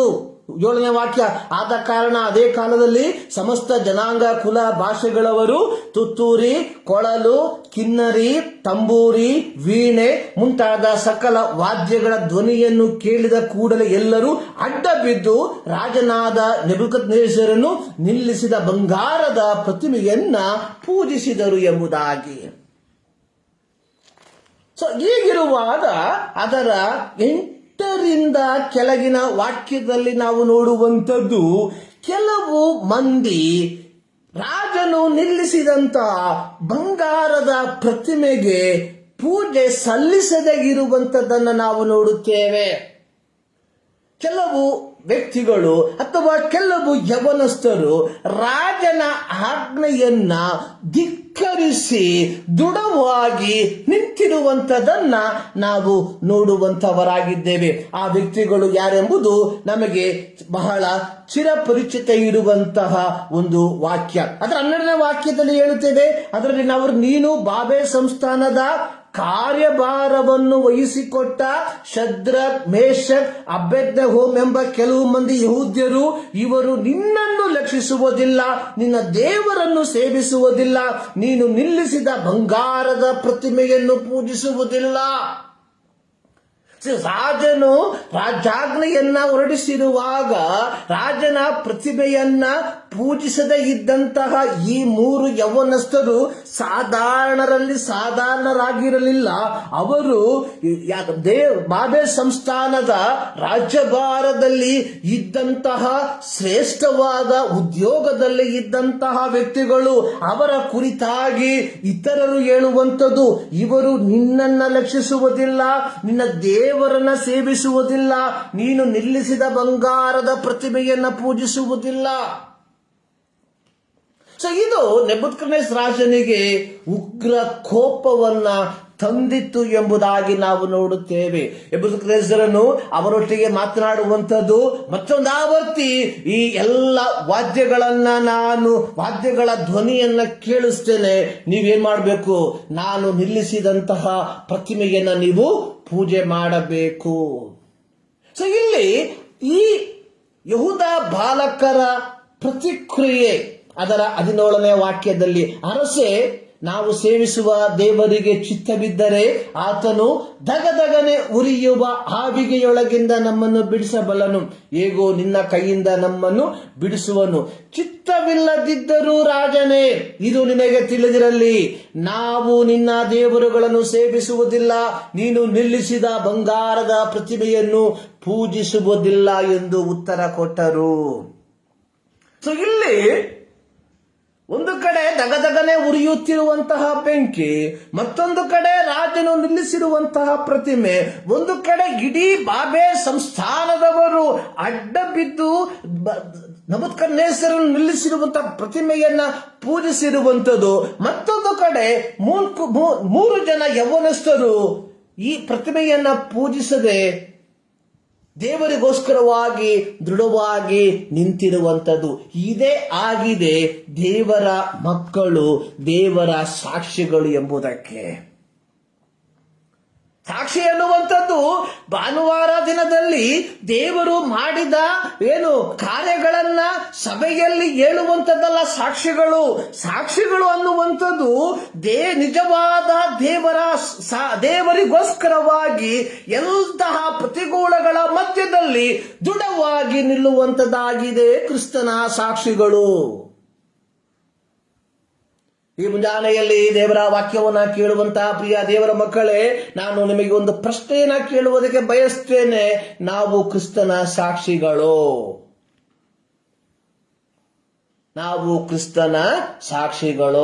ನಾವು ಕ್ರಿಸ್ತನಿಗೋಸ್ಕರವಾಗಿ ಸಾಕ್ಷಿಗಳಾಗಿ ನಿಲ್ಲುವಂತವರಾಗಿದ್ದೇವಾ? ಸಮುದ್ರದಲ್ಲಿ ಒಂದು ಮೀನಿದೆ,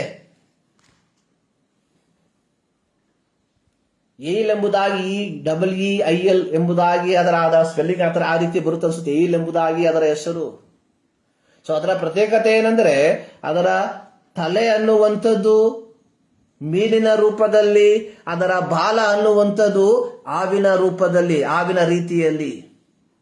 ಸೊ ಈ ಒಂದು ಜೀವಿ ಮೀನಿಂದ ತನ್ನನ್ನು ರಕ್ಷಿಸಿಕೊಳ್ಳುವುದಕ್ಕೆ ತಲೆಯನ್ನ ತೋರಿಸುತ್ತೆ, ಆವಿನಿಂದ ತನ್ನನ್ನು ರಕ್ಷಿಸಿಕೊಳ್ಳುವುದಕ್ಕೆ ತನ್ನ ಬಾಲವನ್ನ ತೋರಿಸ್ತದೆ ಎಂಬುದಾಗಿ. ಸೊ ಅನೇಕ ಸಂದರ್ಭದಲ್ಲಿ ದೇವರ ಮಕ್ಕಳೆಂಬುದಾಗಿ ಕರೆಯಲ್ಪಡುವಂತಹ ನಾವುಗಳು ಸಂದರ್ಭಕ್ಕೆ ಅನುಗುಣವಾಗಿ ನಮ್ಮ ಸ್ವಭಾವಗಳನ್ನ ಬದಲಾಯಿಸ್ತೇವೆ. ನಮ್ಮ ಕನ್ನಡದಲ್ಲಿ ಒಂದು ಜೀವಿ ಇದೆಯಲ್ಲ, ಓತಿಕತ, ಬಣ್ಣವನ್ನ ಬದಲಾಯಿಸುವಂತಹ ಓತಿಕತ. ಸಂದರ್ಭಕ್ಕೆ ಅನುಗುಣವಾಗಿ ಹಸಿರಿರುವ ಎಲೆಗಳ ಮಧ್ಯದಲ್ಲಿ ಅದು ಕುಳಿತಿರುವಾಗ ತನ್ನ ಬಣ್ಣವನ್ನ ಹಸಿರಾಗಿ ಬದಲಾಯಿಸುತ್ತೆ, ಒಣಗಿರುವ ಎಲೆಗಳ ಮಧ್ಯದಲ್ಲಿ ಕುಳಿತಿರುವಾಗ ತನ್ನ ಬಣ್ಣವನ್ನ ಕಂದಿನ ಬಣ್ಣಕ್ಕೆ ಬದಲಾಯಿಸುತ್ತದೆ ಎಂಬುದಾಗಿ ಅನೇಕ ಸಂದರ್ಭದಲ್ಲಿ ದೇವರ ಮಕ್ಕಳೆಂಬುದಾಗಿ ಕರೆಯಲ್ಪಡುವಂತಹ ನಾವುಗಳು ಸಂದರ್ಭಕ್ಕೆ ಅನುಗುಣವಾಗಿ ನಮ್ಮ ಬಣ್ಣಗಳನ್ನ, ನಮ್ಮ ಸ್ವಭಾವಗಳನ್ನ ಬದಲಾಯಿಸುವಂತದ್ದನ್ನು ನಾವು ಕಾಣುತ್ತೇವೆ. ಸೊ ದೇವರ ಮಕ್ಕಳು ದೇವರ ಸಾಕ್ಷಿಗಳು ಎಂಬುದಾಗಿ ನಾವು ನೋಡುವಾಗ ಪ್ರತಿ ಕ್ಷಣಗಳಲ್ಲಿ ಅವರು ದೇವರಿಗೋಸ್ಕರವಾಗಿ ದೃಢವಾಗಿ ನಿಲ್ಲುವಂತವರಾಗಿರಬೇಕು ಎಂಬುದನ್ನ ನಾವುಗಳು ಎಂದಿಗೂ ಮರೆಯಬಾರದು. ಇಲ್ಲಿ ಶದ್ರಕ್, ಮೇಷಕ್, ಅಬೇದ್ನೆಗೋ ಎಂಬ 3 ಮಂದಿ ಯಹೂದಿ ಬಾಲಕರು ತಮ್ಮದಲ್ಲದ ದೇಶದಲ್ಲಿ, ಬಾಬೆಲ್ ಸಂಸ್ಥಾನದಲ್ಲಿ, ಬಾಬೆಲ್ ರಾಜ್ಯದ ಉನ್ನತವಾದ ಅಧಿಕಾರದಲ್ಲಿ ಇರುವಂತಹ ಸಂದರ್ಭದಲ್ಲಿ ರಾಜನು ನಿಲ್ಲಿಸಿದ ಪ್ರತಿಮೆಯನ್ನ ಪೂಜಿಸುವುದಕ್ಕೆ, ಅದಕ್ಕೆ ಅಡ್ಡ ಬೀಳುವುದಕ್ಕೆ ಅವರು ಸಿದ್ಧರಿಲ್ಲದಿರುವಂತದ್ದನ್ನು ನಾವು ಕಾಣುತ್ತೇವೆ. ಕಾರಣ ಅವರು ತಮ್ಮ ಚಿಕ್ಕ ಪ್ರಾಯದಿಂದ ಕಲಿತಿರುವಂತಹ ಸತ್ಯ ಏನೆಂದರೆ, ನಾನಲ್ಲದೆ ನಿಮಗೆ ಬೇರೆ ದೇವರುಗಳು ಇರಬಾರದು, ಯಾವ ಮೂರ್ತಿಗಳನ್ನ ಮಾಡಿಕೊಳ್ಳಬಾರದು, ಅವುಗಳಿಗೆ ಅಡ್ಡ ಬೀಳಬಾರದು, ಅವುಗಳನ್ನು ಪೂಜೆ ಮಾಡಬಾರದು. ಈ ಒಂದು ಸತ್ಯವನ್ನ ತಮ್ಮ ಬಾಲ್ಯ ಪ್ರಾಯದಿಂದಲೇ ಅರಿತುಕೊಂಡದ್ದರ ಫಲವಾಗಿ ಅವರು ಸಮಾಜದಲ್ಲಿ ಉನ್ನತವಾದ ಹುದ್ದೆಯಲ್ಲಿ ಇದ್ದಾಗ್ಯೂ ಅವರು ಆ ಒಂದು ಆಜ್ಞೆಯನ್ನ ಧಿಕ್ಕರಿಸುವುದಕ್ಕೆ ಸಿದ್ಧರಿಲ್ಲದೆ ಆ ಒಂದು ಸ್ಥಳದಲ್ಲಿ ಅವರು ದೇವರಿಗೋಸ್ಕರವಾಗಿ ದೃಢವಾಗಿ ನಿಲ್ಲುವಂತದನ್ನ ನಾವು ನೋಡುತ್ತೇವೆ. ಇದರ ಅನಂತರ ಫಲವಾಗಿ ಏನಾಯಿತು? ನಮಗೆ ಗೊತ್ತಿರುವಂತಹ ವಿಚಾರ, ನೆಬೂಕದ್ನೆಚ್ಚರನು ಉಗ್ರ ಕೋಪ ಉಳ್ಳವನಾಗಿ, ಅದರ 19ನೇ ವಾಕ್ಯದಲ್ಲಿ ನಾವು ನೋಡ್ತೇವೆ. ಆಗ ನೆಬೂಕದ್ನೆಚ್ಚರನು ಕೋಪೋದ್ರೇಕದಿಂದ ಮುಖ ಭಾವವನ್ನು ಶದ್ರಕ್, ಮೇಷಕ್, ಅಬೇದ್ನೆಗೋ ಎಂಬುವರ ಕಡೆಯಿಂದ ಬೇರೆ ಮಾಡಿಕೊಂಡು ಆವಿಯನ್ನು, ಬೆಂಕಿಯನ್ನು ಅದಕ್ಕಿಂತಲೂ 7ರಷ್ಟು ಹೆಚ್ಚಾಗಿ ಉರಿಸಿ ತನ್ನ ಸೈನ್ಯದ ಕೆಲವು ಮಂದಿ ಶೂರರ ಮೂಲಕ ಅವರು ಹಾಕಿದಂತಹ ಉಡುಪಿನ ಸಮೇತ ಅವರನ್ನು ಎತ್ತಿಕೊಂಡು ಹೋಗಿ ಆ ಬೆಂಕಿಯ ಆವಿಗೆಯೊಳಗೆ ಹಾಕಿಸಿದನು. ಆ ಬೆಂಕಿಯ ತೀಕ್ಷ್ಣತೆ ಎಷ್ಟಿತ್ತು ಎಂಬುದಾಗಿ ನಾವು ನೋಡುವಾಗ, ಇವರನ್ನ ಎತ್ತಿಕೊಂಡು ಹೋದಂತಹ ವ್ಯಕ್ತಿಗಳು ಆ ಆವಿಯ ತೀಕ್ಷ್ಣತೆಯಿಂದ ಅವರು ಭಸ್ಮವಾಗಿ ಹೋದರು ಎಂಬುದಾಗಿ ನೋಡಿ. ಆ ಆವಿಯ ತೀಕ್ಷ್ಣತೆ, ಆ ಕೋಪೋದ್ರೇಕದಿಂದ ನೆಬೂಕದ್ನೆಚ್ಚರನು ಉರಿಯುತ್ತಿದ್ದಂತಹ ಬೆಂಕಿಗೆ ಅದಕ್ಕೆ 7ರಷ್ಟು ಹೆಚ್ಚಾಗಿ ಕಟ್ಟಿಗೆಯನ್ನ ಹಾಕಿಸಿ ಅದರ ತೀವ್ರತೆಯನ್ನ ಹೆಚ್ಚಿಸಿ ತನ್ನ ಸೈನಿಕರಲ್ಲಿ ಕೆಲವರಿಗೆ ಈ 3 ಮಂದಿಯನ್ನ ಎತ್ತಿಕೊಂಡು ಆ ಬೆಂಕಿಯಲ್ಲಿ ಹಾಕುವುದಕ್ಕೆ ಆಜ್ಞಾಪಿಸಿದಾಗ ರಾಜನ ಆಜ್ಞೆಯನ್ನು ಪಾಲಿಸಲು ಮುಂದೆ ಬಂದಂತಹ ಆ ವ್ಯಕ್ತಿಗಳು ಈ ಬೆಂಕಿಯ ತೀಕ್ಷ್ಣತೆಯಿಂದ ಭಸ್ಮವಾಗಿ ಹೋದರು. ಆದರೆ 24-25 ವಾಕ್ಯದಲ್ಲಿ ನಾವು ನೋಡುವಂಥದ್ದು ನೆಬೂಕದ್ನೆಚ್ಚರನು ಬೆಚ್ಚಿ ಬಿದ್ದನು ಎಂಬುದಾಗಿ. ಕಾರಣ, ಇವರನ್ನ ಹಾಕಲು ಹೋದಂತಹ ವ್ಯಕ್ತಿಗಳು ಬೂದಿಯಾದದ್ದರ ಫಲವಾಗಿ ಅಲ್ಲ, ಅದರ ಫಲವಾಗಿ ಅಲ್ಲ. ನೆಬೂಕದ್ನೆಚ್ಚರನಿಗೂ ಗೊತ್ತಿತ್ತು, ಎತ್ತಿಕೊಂಡು ಹೋದಂತಹ ವ್ಯಕ್ತಿಗಳಿಗೂ ಗೊತ್ತಿತ್ತು ಇದರ ಅನಂತರ ಫಲ ಏನಾಗ್ತದೆ ಎಂಬುದಾಗಿ. ಆದರೆ ರಾಜನ ಆಜ್ಞೆಯನ್ನು ಮೀರುವುದಕ್ಕೆ ಯಾರಿಗೂ ಧೈರ್ಯವಿಲ್ಲ. ಇಲ್ಲಿ ನೆಬೂಕದ್ನೆಚ್ಚರನು ಬೆಚ್ಚಿ ಬೀಳಲು ಕಾರಣ ಈ ಬೆಂಕಿಯ ಆವಿಗೆಯೊಳಗೆ ಕಟ್ಟಲ್ಪಟ್ಟವರಾಗಿ ಈ 3 ಮಂದಿ ಯಹೂದಿ ಬಾಲಕರನ್ನ ಬೆಂಕಿಯಲ್ಲಿ ಹಾಕಿದಾಗ ಅವರು ತಮ್ಮ ಬಿಚ್ಚಲ್ಪಟ್ಟವರಾಗಿ ಆ ಬೆಂಕಿಯಲ್ಲಿ ನಡೆಯುತ್ತಿರುವಂತಹ ಒಂದು ಕಾರ್ಯವನ್ನ ನೋಡಿದಾಗ, ಅದು ಮಾತ್ರವಲ್ಲ, ಹಾಕಲ್ಪಟ್ಟಂಥದ್ದು 3, ಆದರೆ ನಡೆದಾಡುತ್ತಿರುವಂತವರು 4 ಮಂದಿ ವ್ಯಕ್ತಿಗಳು. ಹಾಕಲ್ಪಟ್ಟವರು 3, ನಡೆದಾಡುತ್ತಿರುವಂತವರು 4 ಜನ. 4ನೆಯವನ ರೂಪ ದೇವರ ಮಗನ ರೂಪದಂತೆ ಇರುವಂತದಾಗಿತ್ತು. ನೋಡಿ, ಇಲ್ಲಿ ನೆಬೂಕದ್ನೆಚ್ಚರನು ಬೆಚ್ಚಿ ಬಿದ್ದು, ಕಾರಣ ಇಂತಹ ಬೆಂಕಿಯ ಆವಿಗೆಯೊಳಗೆ ಇವರನ್ನ ಹಾಕಲು ಹೋದಂತಹ ಆ ಜನರು ಭಸ್ಮವಾಗಿ ಹೋಗಿರುವಾಗ, ಈ ಬೆಂಕಿಯ ಮಧ್ಯದಲ್ಲಿ ಬೀಳಲ್ಪಟ್ಟಂತಹ ಶದ್ರಕ್, ಮೇಷಕ್, ಅಬೇದ್ನೆಗೋ ಎಂಬುವವರು ಆ ಬೆಂಕಿಯಲ್ಲಿ ನಡೆದಾಡುತ್ತಿರುವಂತದನ್ನ, ಅದು ಮಾತ್ರವಲ್ಲ, ಅವರ ಸಂಗಡ ಸರ್ವಶಕ್ತನಾದ ದೇವರು ಇಳಿದು ಬಂದಿರುವಂತದನ್ನ, ಅವರೊಂದಿಗೆ ನಡೆಯುವಂತದನ್ನ ನೋಡಿದಾಗ ನೆಬೂಕದ್ನೆಚ್ಚರನು ಬೆಚ್ಚಿ ಬಿದ್ದನು. ತಕ್ಷಣವಾಗಿ ನೆಬೂಕದ್ನೆಚ್ಚರನು ಹೇಳುವಂಥದ್ದು, ಪರಾತ್ಮರ ದೇವರ ಸೇವಕರಾದ ಶದ್ರಕ್, ಮೇಷಕ್, ಅಬೇದ್ನೆಗೋ ಎಂಬುವವರೇ, ಬನ್ನಿರಿ, ಹೊರಗೆ ಬನ್ನಿರಿ. ಅವರು ಹೊರಟು ಬಂದಾಗ ಅವರ ಮೇಲೆ ಬೆಂಕಿಯ ಯಾವ ಅಧಿಕಾರವು ನಡೆಯದಿರುವುದನ್ನ ಕಂಡರು. ಅವರ ತಲೆಯ ಕೂದಲು ಸುಟ್ಟು ಹೋಗದೆ ಇರುವುದನ್ನ ಕಂಡರು. ಅವರು ಧರಿಸಿದ ಶಲ್ಯಗಳಿಗೆ ಯಾವ ವಿಕಾರವು ಆಗದೆ ಇರುವುದನ್ನ ಕಂಡರು. ಅವರ ಶರೀರದಲ್ಲಿರುವ ರೋಮಕ್ಕೂ ಸಹ ಬೆಂಕಿಯ ಯಾವ ಅಧಿಕಾರವು ತಾಗದೆ ಇರುವುದನ್ನ ಕಂಡರು. ಅಲ್ಲಿ ಬರೆಯಲ್ಪಟ್ಟಿರುವ ಬೆಂಕಿಯ ವಾಸನೆಯೇ ಮುಟ್ಟಿಲ್ಲ ಎಂಬುದಾಗಿ. ಬೆಂಕಿಯ ವಾಸನೆಯೇ ಮುಟ್ಟಿಲ್ಲ. ಆಗ ನೆಬೂಕದ್ನೆಚ್ಚರನು ಹೇಳುವಂಥದ್ದು, ಶದ್ರಕ್, ಮೇಷಕ್, ಅಬೇದ್ನೆಗೋ ಎಂಬುವರ ದೇವರಿಗೆ ಸ್ತೋತ್ರವಾಗಲಿ. ಇಲ್ಲಿ ಶದ್ರಕ್, ಮೇಷಕ್, ಅಬೇದ್ನೆಗೋ ಎಂಬ ಯಹೂದಿ ಬಾಲಕರು ದೇವರ ಸಾಕ್ಷಿಗಳಾಗಿ ನಿಂತರು. ಈ ಮುಂಜಾನೆಯಲ್ಲಿ ದೇವರ ವಾಕ್ಯವನ್ನ ಕೇಳುವಂತಹ ದೇವರ ಮಕ್ಕಳೇ, ನಾವು ಕ್ರಿಸ್ತನ ಸಾಕ್ಷಿಗಳಾಗಿ ನಿಲ್ಲುವಂತವರಾಗಿದ್ದೇವ.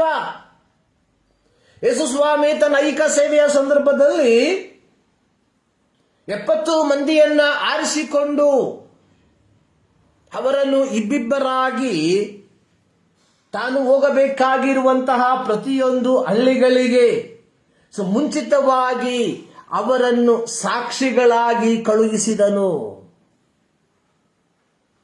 ಈ ಮುಂಜಾನೆಯಲ್ಲಿ ದೇವರ ವಾಕ್ಯವನ್ನು ಕೇಳುವಂತವರೇ, ಈ 21ನೇ ಶತಮಾನದಲ್ಲಿ 2023 ಈ ಅಕ್ಟೋಬರ್ ತಿಂಗಳಿನ ಪ್ರಾರಂಭ ದಿನದಲ್ಲಿ ದೇವರು ನಿನ್ನನ್ನ ಕರ್ನಾಟಕದ ವಿವಿಧ ಸ್ಥಳಗಳಲ್ಲಿ, ಭಾರತದ ವಿವಿಧ ಸ್ಥಳಗಳಲ್ಲಿ, ಪ್ರಪಂಚದ ವಿವಿಧ ಸ್ಥಳಗಳಲ್ಲಿ ದೇವರು ನಿನ್ನನ್ನ ಕಳಿಸಿರುವಂಥದ್ದು ನಾವು ನಮ್ಮ ಲೌಕಿಕವಾದ ಜೀವಿತವನ್ನ ನಿರ್ವಹಿಸುವುದಕ್ಕೋಸ್ಕರವಲ್ಲ, ಬದಲಾಗಿ ಕ್ರಿಸ್ತನ ಸಾಕ್ಷಿಗಳಾಗಿ ಜೀವಿಸುವುದಕ್ಕೋಸ್ಕರವಾಗಿ. ನಾವು ಕ್ರಿಸ್ತನ ಸಾಕ್ಷಿಗಳಾಗಿ ಜೀವಿಸ್ತಾ ಇದ್ದೇವ. ಸೇವೆ ಮಾಡುವಂತ ನಾವುಗಳು ಕ್ರಿಸ್ತನ ಸಾಕ್ಷಿಗಳಾಗಿದ್ದೇವ. ವಿಶ್ವಾಸಿಗಳಾಗಿರುವಂತಹ ನಾವುಗಳು ಕ್ರಿಸ್ತನ ಸಾಕ್ಷಿಗಳಾಗಿದ್ದೇವ. ಒಮ್ಮೆ ಈ ಒಂದು ಪ್ರಶ್ನೆಯನ್ನ ನಮಗೆ ನಾವು ಕೇಳಿಕೊಳ್ಳಬೇಕಾಗಿರುವಂಥದ್ದು ಬಹಳ ಪ್ರಾಮುಖ್ಯ. It's very very important. ಇಲ್ಲಿ ಯೇಸು ಸ್ವಾಮಿ ಹೇಳುವಂಥದ್ದು, ಬೆಳೆಯು ಬಹಳ, ಕೆಲಸದವರು ಸ್ವಲ್ಪ. ಆದ್ದರಿಂದ ಬೆಳೆಯ ಯಜಮಾನನನ್ನು ನಿನ್ನ ಬೆಳೆಗೆ ಕೆಲಸದವರನ್ನು ಕಳುಹಿಸು ಎಂದು ಬೇಡಿಕೊಳ್ಳಿರಿ.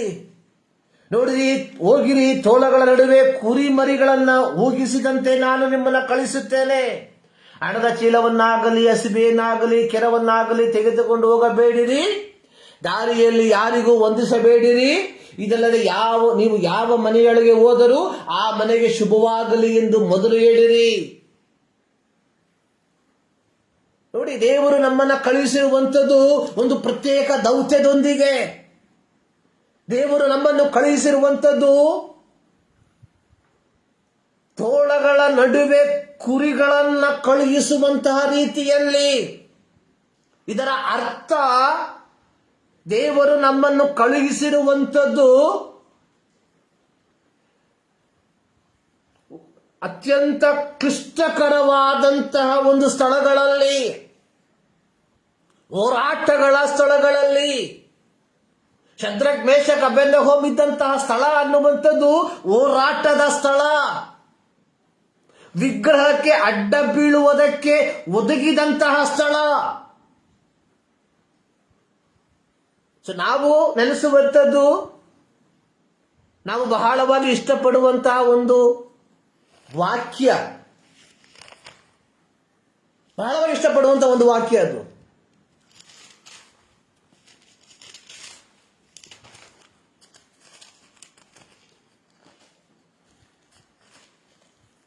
ವಾಕ್ಯ ಈ ರೀತಿ ಬರೆಯಲ್ಪಟ್ಟಿದೆ,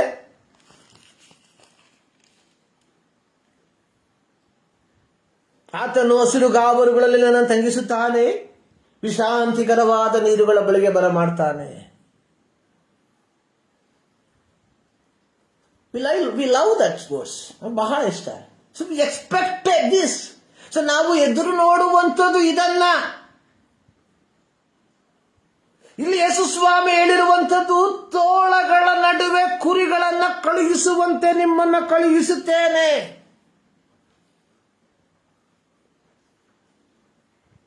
ಪೇತ್ರ ಯೇಸು ಸ್ವಾಮಿ ಬೆಳಿಗ್ಗೆ ಕೇಳಿದಂತ ಒಂದು ಪ್ರಶ್ನೆ, ನಾವು ಎಲ್ಲವನ್ನ ಬಿಟ್ವಿ, ನಮಗೇನ್ ಸಿಗ್ತತೆ? ನಾವು ಕೇಳುವಂತ ಪ್ರಶ್ನೆ, ಸ್ವಾಮಿ ನಾವೆಲ್ಲ ಬಿಟ್ವಿ ಸ್ವಾಮಿ, ನಮಗೇನ್ ಸಿಗ್ತತೆ?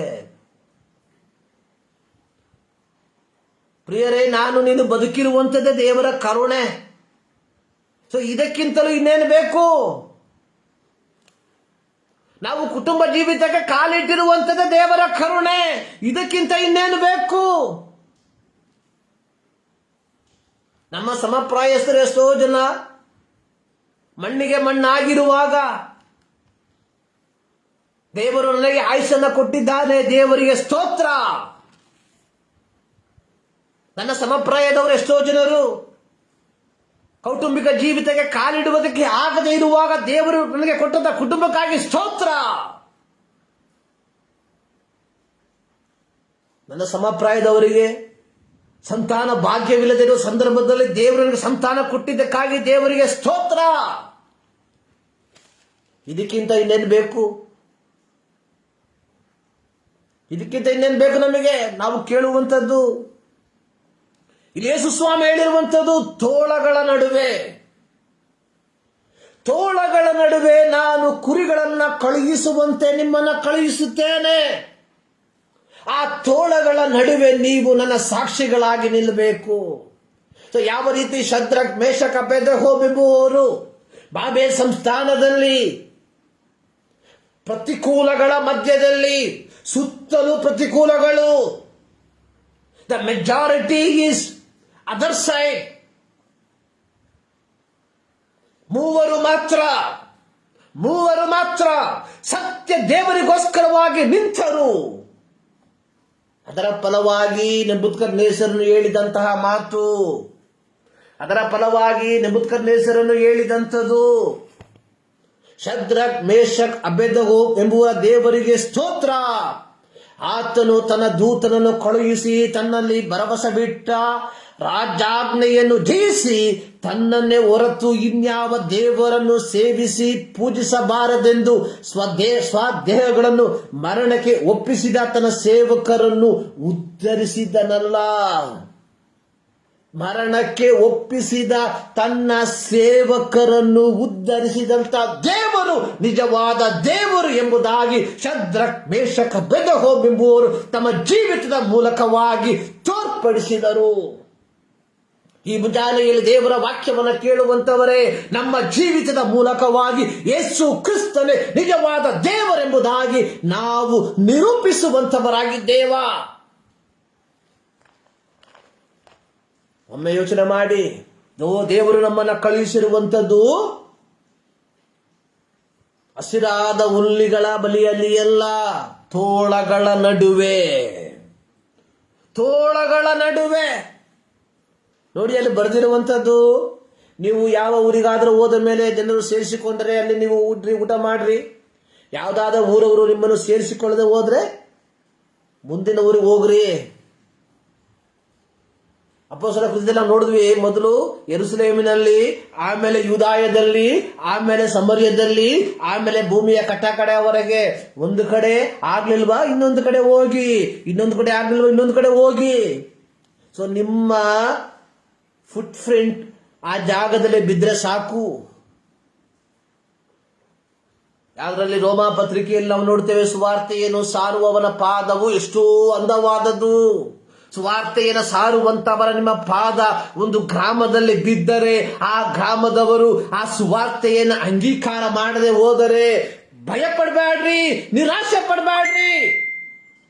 ದೇವರು ಕೊಟ್ಟಂತ ದೌತ್ಯವನ್ನ ನೀವು ಪೂರೈಸಿದ್ದೀರಿ ಎಂಬ ದೃಢತೆಯೊಂದಿಗೆ ಮುಂದಿನ ಸ್ಥಳಕ್ಕೆ ಕಾಲಿಡಿರಿ.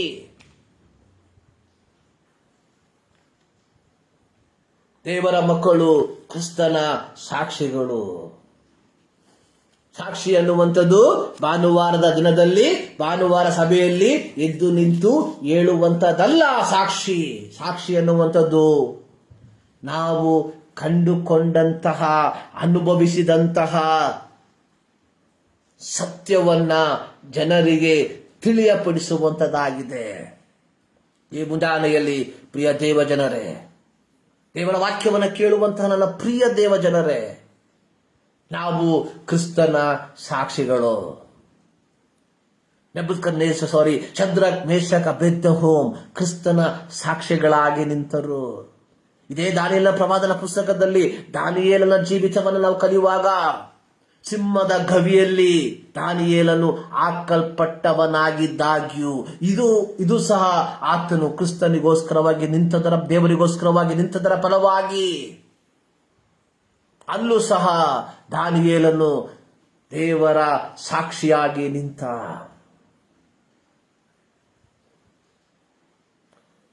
ಹೊಸ ಒಡಂಬಡಿಕೆಯಲ್ಲಿ ಪೌಲನ ಕುರಿತಾಗಿ ಪವಿತ್ರಾತ್ಮನು ಹೇಳುವಂಥದ್ದು, ನೀನು ಯೆರೂಸಲೇಮಿನಲ್ಲಿಯೂ ನನಗೆ ಸಾಕ್ಷಿಯಾಗಿ ನಿಲ್ಲಬೇಕು. ಅದರಿಂದ nothing is going to happen. ಮಾರ್ಗ ಮಧ್ಯದಲ್ಲಿ ಯಾವ ಅಪಾಯಗಳು ಬರೋದಿಲ್ಲ. ಪವಿತ್ರಾತ್ಮನು ಹೇಳುವಂಥದ್ದು, ಯು ಶುಡ್ ಸ್ಟ್ಯಾಂಡ್. ನೀನು ಯೆರೂಸಲೇಮಿನಲ್ಲಿ ನನ್ನ ಸಾಕ್ಷಿಯಾಗಿ ನಿಲ್ಲಬೇಕಾಗಿದೆ.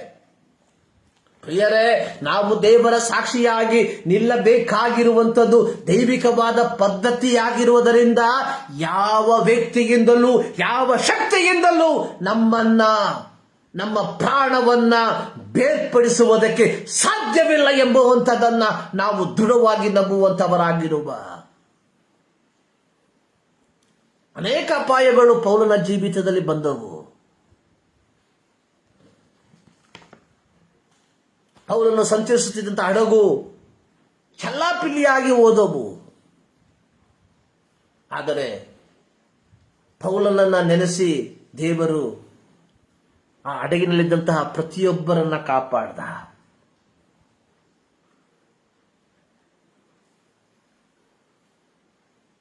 ಮೆಲಿತ ದ್ವೀಪದಲ್ಲಿ ಪೌಲನು ಬೆಂಕಿಯ ಮುಂದೆ ಕುಳಿತಿರುವಾಗ ಒಂದು ಹಾವು ಅವನ ಕೈಗೆ ಸುತ್ತಿಕೊಳ್ಳಲು ಅಲ್ಲಿದ್ದಂಥವರು ಹೇಳಿದ್ರು, ನ್ಯಾಯ ದೇವತೆ ಇವನನ್ನ ಬಿಡಲಿಲ್ಲ ಎಂಬುದಾಗಿ. ಆದರೆ ಪೌಲ ತನ್ನ ಕೈಯಲ್ಲಿದ್ದಂತಹ ಹಾವನ್ನ ಬೆಂಕಿಗೆ ಜಾಡಿಸಿಬಿಟ್ಟ.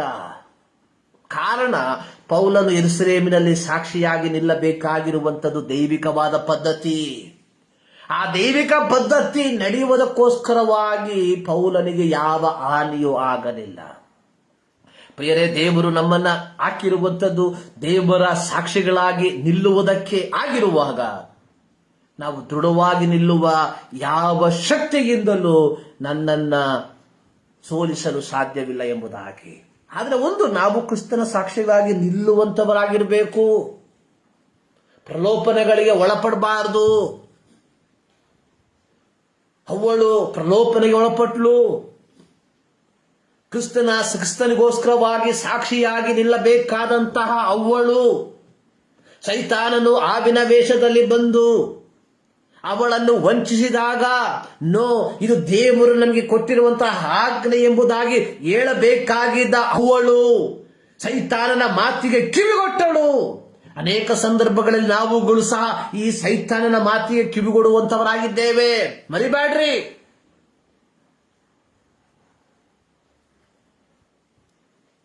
ನಾವು ಕ್ರಿಸ್ತನ ಸಾಕ್ಷಿಗಳು.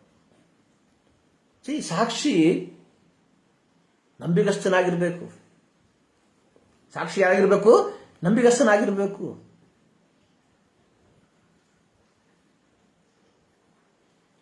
ನಾವು ನಂಬಿಗಸ್ತರ. ಎಲ್ಲಾ ಸಾಕ್ಷಿಯನ್ನ ಸಾಕ್ಷಿಗಳಾಗಿ ಸ್ವೀಕರಿಸುವುದಕ್ಕೆ ಸಾಧ್ಯವಿಲ್ಲ. ನಾನು ನಂಬಿಗಸ್ತನಾಗಿದ್ದರೆ ನನ್ನ ಸಾಕ್ಷಿಗೆ ಅದರದೇ ಆದಂತಹ ಬೆಲೆ ಇರ್ತತೆ, ವೆಯ್ಟ್ ಇರ್ತತೆ.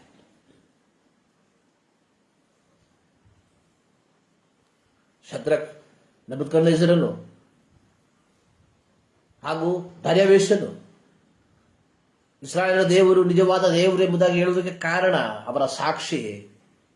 ಅವರು ನಂಬಿಗಸ್ತರಾಗಿದ್ದರು. Shadrach, Meshach, ಅಬೇದ್ನೆಗೋಮ್ ನಂಬಿಗಸ್ತರಾಗಿದ್ದರು. ದಾನಿಯೇಲ ನಂಬಿಗಸ್ತನಾಗಿದ್ದ. ಪೌಲನು ಹೇಳುವಂಥದ್ದು, ಆತನು ನನ್ನ ನಂಬಿಗಸ್ತನೆಂದು ಈ ಸೇವೆಯನ್ನು ನನಗೆ ಕೊಟ್ಟಿದ್ದಾನೆ. ಗಲಾತ್ಯ ಪತ್ರಿಕೆಯಲ್ಲಿ ದೇವರು ನಮ್ಮನ್ನು ನಂಬಿಗಸ್ತರೆಂಬುದಾಗಿ ಎಣಿಸಿ ಈ ಕ್ರಿಸ್ತನ ಸಾಕ್ಷಿಗಳಾಗುವಂತ ಸೇವೆಯನ್ನು ನಮಗೆ ಕೊಟ್ಟಿರುವಾಗ ಪ್ರಿಯರೇ, ನಾವು ನಂಬಿಗಸ್ತರಾಗಿ ಜೀವಿಸುತ್ತಿದ್ದೇವಾ? ಸೇವೆಯಲ್ಲಿ ನಂಬಿಗಸ್ತರಾಗಿದ್ದೇವಾ? ಕೌಟುಂಬಿಕ ಜೀವಿತದಲ್ಲಿ ನಂಬಿಗಸ್ತರಾಗಿದ್ದೇವಾ? ಸಭೆಯ ಜೀವಿತದಲ್ಲಿ ನಂಬಿಗಸ್ತರಾಗಿದ್ದೇವಾ? ನಮ್ಮ ಒಡನಾಟದಲ್ಲಿ ನಂಬಿಗಸ್ತರಾಗಿದ್ದೇವಾ? ಒಮ್ಮೆ ಯೋಚಿಸಿ ನೋಡಿ. ದೇವರು ನಮ್ಮನ್ನು ಹಾಕಿರುವಂಥದ್ದು ದೇವರ ಮಕ್ಕಳು, ಕ್ರಿಸ್ತನ ಸಾಕ್ಷಿಗಳು. ಯೆಶಾಯನ ಪ್ರವಾದನ ಪುಸ್ತಕದಲ್ಲಿ ನಾವು ನೋಡ್ತೀವಿ, ಯು ಆರ್ ಮೈ ವಿಟ್ನೆಸ್, ನೀವೇ ನನ್ನ ಸಾಕ್ಷಿಗಳು. ತೋಮನು ಭಾರತಕ್ಕೆ ಬಂದು ದೇವರ ಸಾಕ್ಷಿಯಾದದರ ಫಲವಾಗಿ ಇವತ್ತು ನಾವು ದೇವರ ಮಕ್ಕಳಾಗಿದ್ದೇವೆ.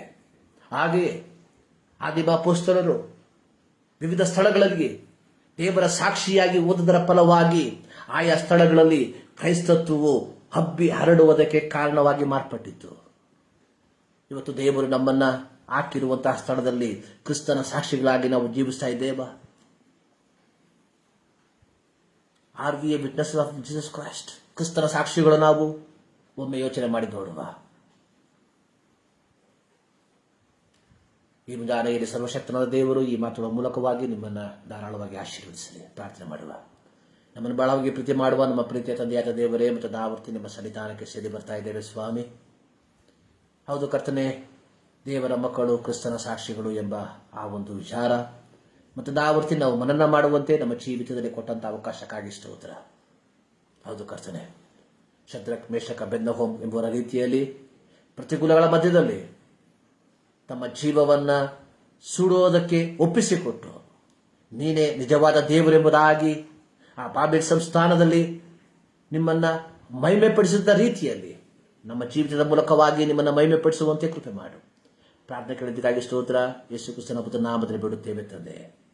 ನಮ್ಮ ಕರ್ತನಾದ ಯೇಸು ಕ್ರಿಸ್ತನ ಕೃಪೆ, ತಂದೆಯಾದ ದೇವರ ಪ್ರೀತಿ, ಪವಿತ್ರಾತ್ಮನ ಅನ್ಯೋನ್ಯತೆ ನಮ್ಮೆಲ್ಲರ ಸಂಗಡ ಇಂದಿನಿಂದ ಸದಾಕಾಲವೂ ನೆಲೆಯಾಗಿರಲಿ. ಆಮೇಲೆ ಸರ್ವಶಕ್ತನಾದ ದೇವರು ನಿಮ್ಮೆಲ್ಲರನ್ನ ಧಾರಾಳವಾಗಿ ಆಶೀರ್ವದಿಸಲಿ. ಈ 2023 ಅಕ್ಟೋಬರ್ ತಿಂಗಳಲ್ಲಿ ನಾವು ಕ್ರಿಸ್ತನ ಸಾಕ್ಷಿಗಳಾಗಿ ಜೀವಿಸುವ ದೇವರು ನಿಮ್ಮನ್ನು ಬಲಪಡಿಸಲಿ.